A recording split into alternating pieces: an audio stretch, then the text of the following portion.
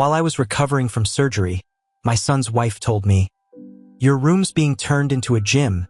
Find somewhere else to live." She tossed my belongings in the hallway. My son stayed silent. My voice shook as I said, "You'll never see the deeds I've locked away. I'm Russell. I'm 67, born and raised in Fort Worth, Texas. I worked on cars my whole life. Owned a small auto shop off Lancaster Avenue for over 40 years. I fixed engines, rotated tires, rebuilt transmissions. That place fed my family and kept my hands busy after my wife, Darlene, died from a stroke when she was 54. We only had one kid, Brian. I gave that boy everything.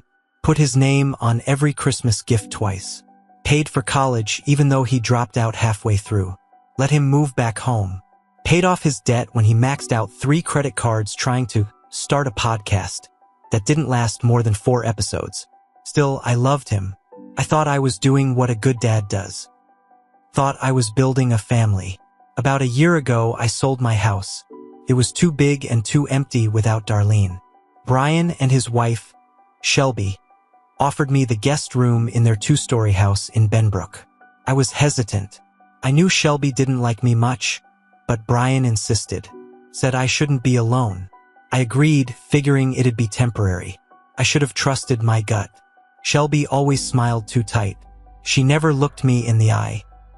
Always had that phone in her hand, texting someone or filming her wellness content in the kitchen like she was the next Martha Stewart. I kept out of her way. Cleaned up after myself. Bought my own groceries. Paid rent even though they never asked for it. I didn't want to be a burden. Then 3 months ago, I slipped at the shop while helping a friend move an engine hoist. I fell hard on my hip. Cracked it clean. Had to get surgery. They replaced the joint and told me recovery would take at least 6 weeks. Maybe more. I couldn't go back to the shop. Couldn't walk right without help. Brian offered to bring me home. Said they'd help while I healed. I agreed, even thanked Shelby when she picked me up.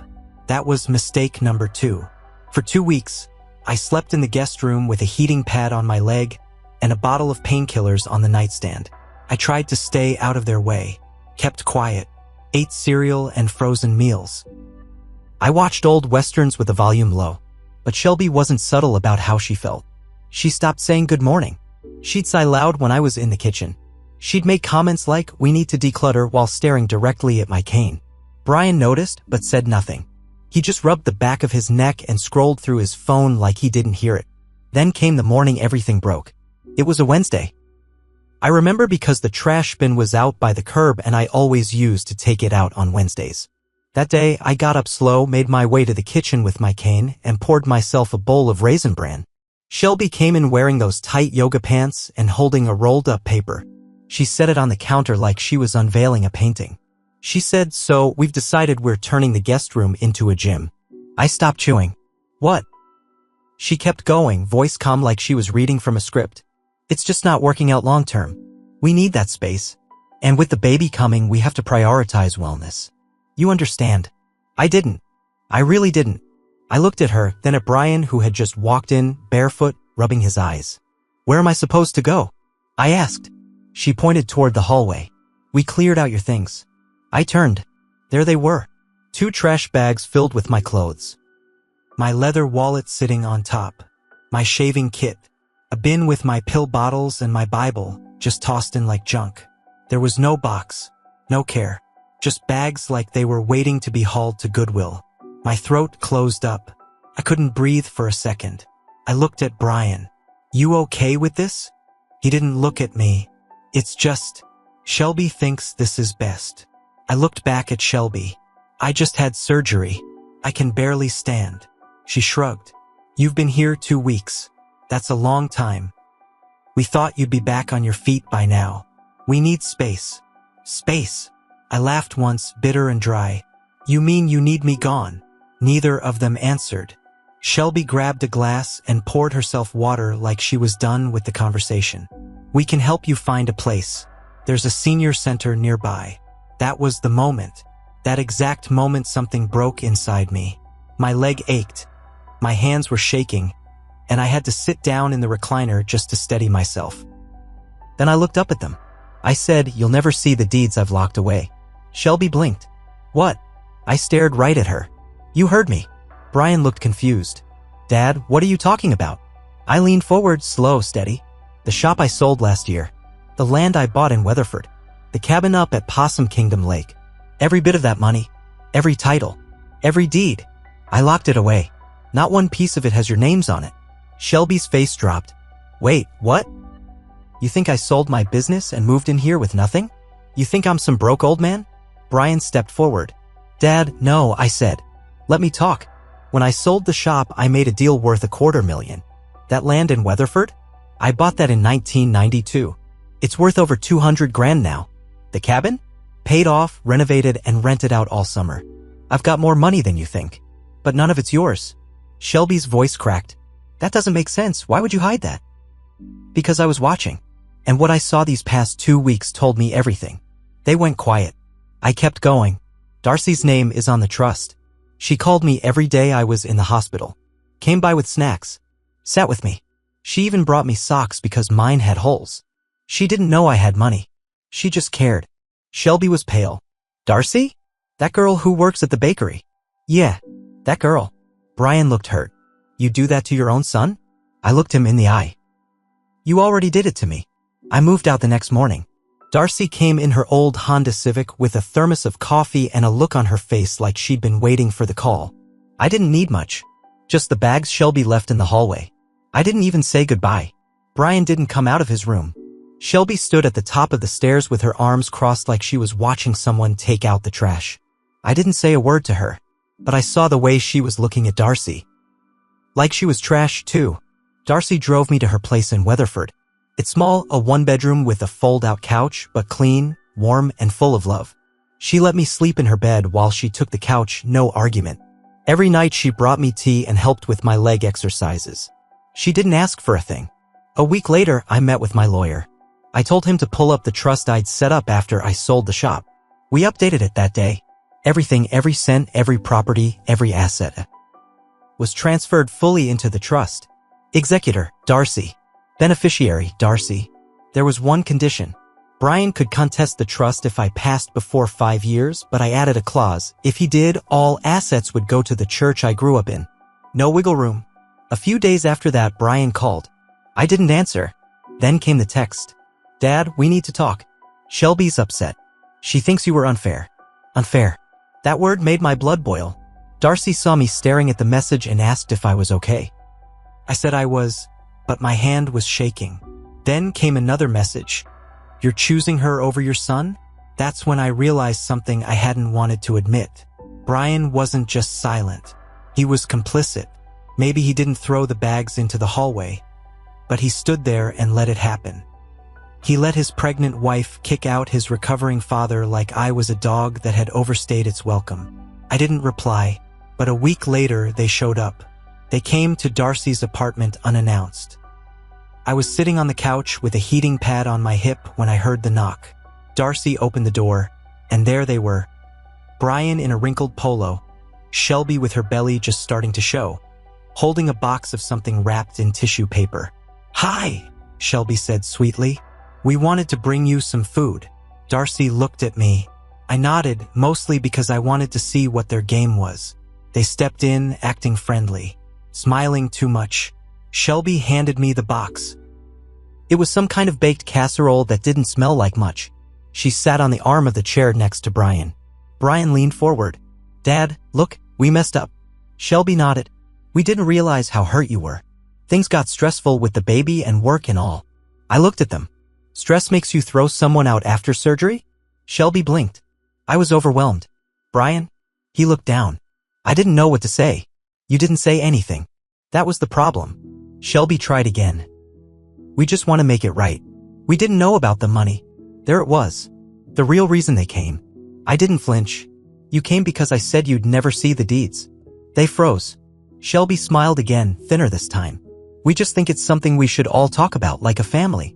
I stood up slowly, using my cane. You stopped being family the second you let her throw me into the hallway like trash. I gave my whole life to you, Brian. And when I needed help, you chose silence.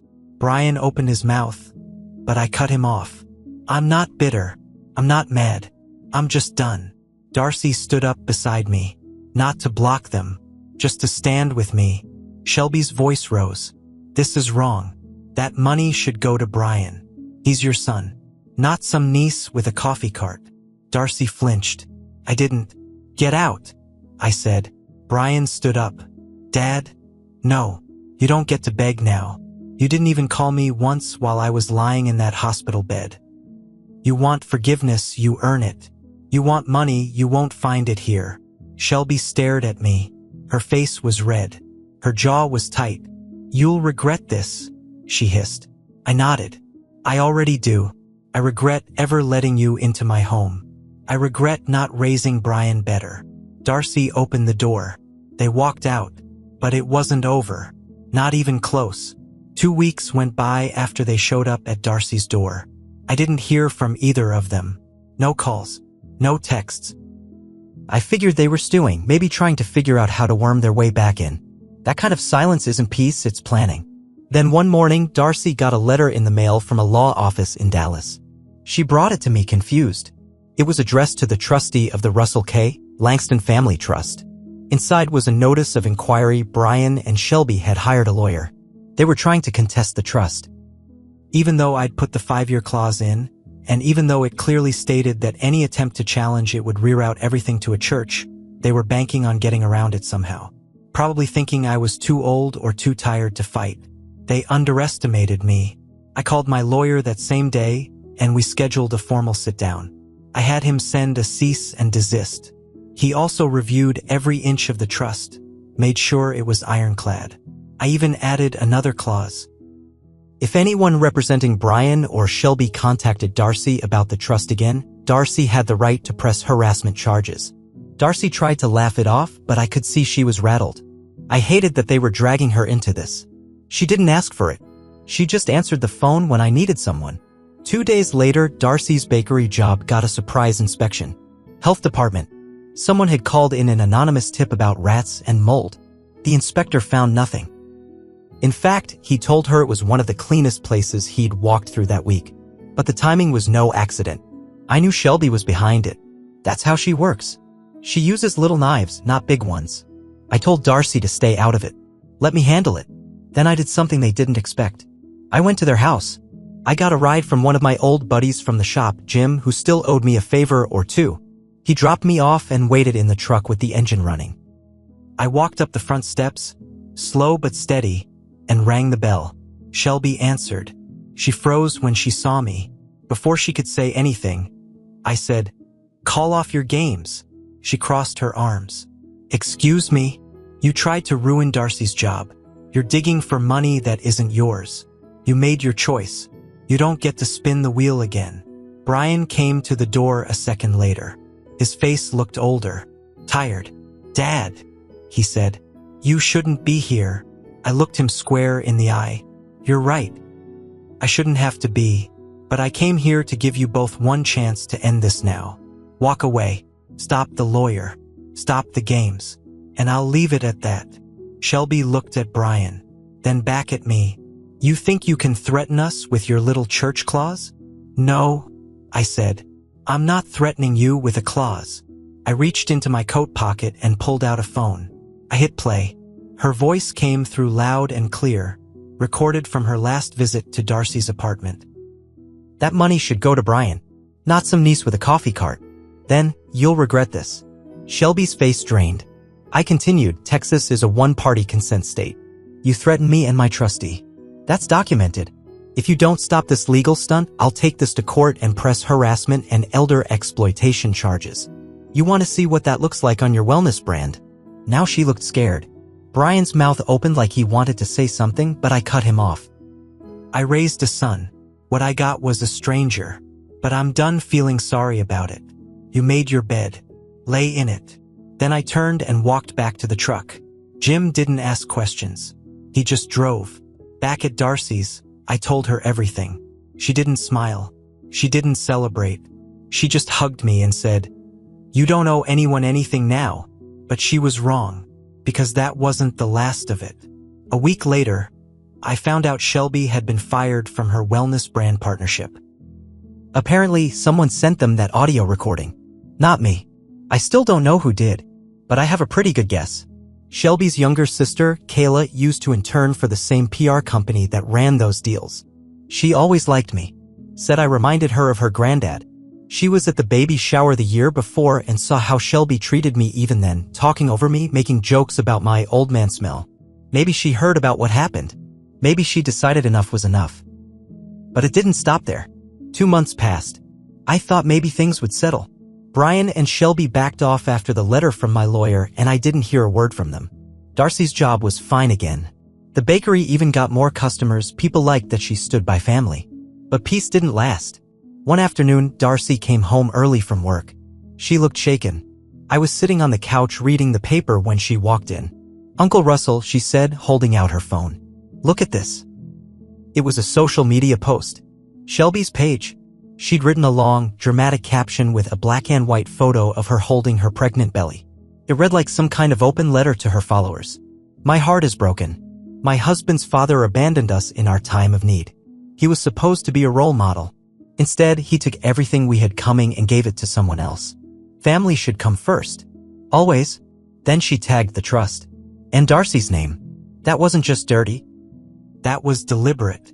She wanted her followers to attack Darcy. And they did. The bakery's page was flooded with nasty comments. Reviews dropped overnight. People called her greedy, homewrecker, gold digger. Darcy was in tears. That night, I made a decision. I was done playing defense. The next morning, I made a call to a reporter I knew from way back. A guy named Paul the First used to fix cars for when he was a broke journalism student. Now he worked for a Fort Worth news outlet that liked local drama. I told him everything. Every ugly detail. The surgery. The hallway bags. The threats. The fake health inspection. The trust battle. I showed him the letter from the lawyer. The audio recording. Even the social media post. He listened. Quiet, calm. Then he said, "I want to run this. But you have to let me use your name." I nodded. "Do it." The story went live 2 days later. Headline: Vietnam vet recovering from surgery thrown out by family. Fights back with secret fortune. The internet exploded. People were furious. They saw the receipts. They read the words Shelby said on tape. They saw the before and after me, in my recliner with a cane, versus her, posing in leggings in her healing space. Her brand dropped her that night. Her sponsors pulled out. Her YouTube channel got flagged and demonetized. Her followers turned on her. Hundreds of comments calling her heartless, manipulative, cruel. Brian stayed silent. But then someone on Reddit found a comment he'd left on a dad forum asking if it was wrong to limit contact with a toxic parent. That backfired too. The story spread. National outlets picked it up. Darcy's bakery got more support than she knew what to do with. Strangers came in and left tips in $100 bills. She cried more in joy than in fear now. But the real twist came later. I got a letter in the mail, no return address. Inside was a handwritten note. "You were right. I lost myself in her. I don't know how to come back from this. But I'm sorry. For real this time." Brian, there was no apology big enough to fix what he let happen, but something in that letter hit me deep. Maybe it was seeing my son's handwriting again without the poison behind it. So I wrote back. Short and simple. "You let me down when I needed you most. I don't know if I can ever trust you again. But if you're serious about making it right, don't talk about it. Show me. Until then, I'm living my life. I didn't send any money. I didn't offer him a place. I just let him know the door was locked, but not burned." Weeks went by. Quiet again. Then I heard from Jim, my old buddy, the one who drove me that day. He told me Shelby had moved out, took the baby and went back to her sister's place in Oklahoma. Brian stayed behind. Alone. He closed his social media, stopped posting, quit his job in insurance. Last I heard, he took work at a warehouse. Maybe it's guilt. Maybe it's shame. Maybe it's just life kicking back. But he lost it all: wife, child, money, reputation. And me. Darcy still brings me coffee every morning. She moved into a better apartment thanks to the bakery doing so well. She offered to get me a place of my own, but I told her I was fine just where I was. I even started volunteering at a local auto class, teaching kids how to fix engines. Keeps my hands busy. Sometimes I think about Brian. I wonder if he thinks about that hallway, my things and bags. My Bible on top like it didn't mean anything. Now I know better. I wasn't the burden. I was the blessing. And when they tossed me out, they tossed out their future with me. I didn't get revenge through shouting or fighting. I got it by living well and making sure the people who stood by me, like Darcy, were lifted up. Shelby lost her image. Brian lost his comfort. But me? I found peace. And I never gave them the one thing they really wanted. Not the deeds. Not the money. Not forgiveness. I gave them silence. And that was enough.